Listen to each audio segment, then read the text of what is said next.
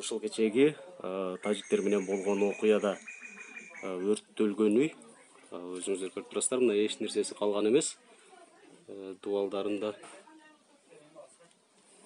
керек болсо ушул сыры дагы күйүп кеткен.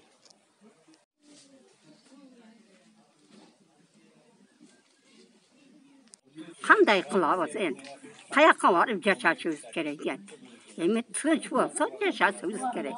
Үйдү качып бир небере сымыкка алып качып жөнөсө, ертең тиктесек үй түтөп атат да.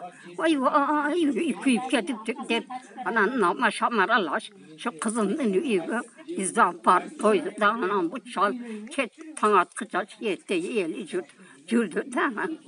Эndi Үйдү ким күйгүздү, көрдүңүздөрбү сиздер? жок, үйдү ким? Шол немелер күйгүзгөндө тажиктер. Жык ана şu үйдүн аркасы.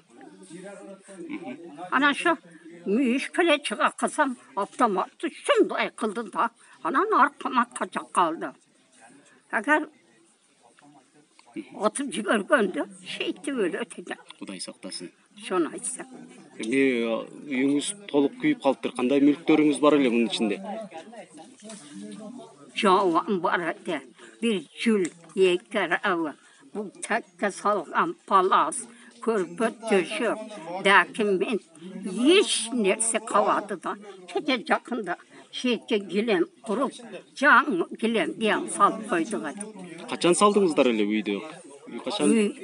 Bu, bilmeyim, yakın 15-20 dileli kaldı. Bu diyen bir azalıda bitirdik edek. Bu bala şehirge gitti.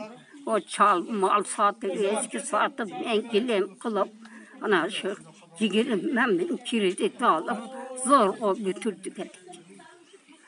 Kendi bilmeyim kanday yolu. Bu balada 5 de balası var. Kiyim degen nerse kavadı.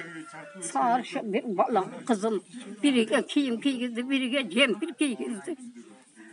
Сабыр кылыңыз эне. Мындан ары мындай жамандыктар болбосун, дайым ушул жакшылыктарда жүрүңүздөр. Ушул акыркысы болсун эне. Рахмат сизге.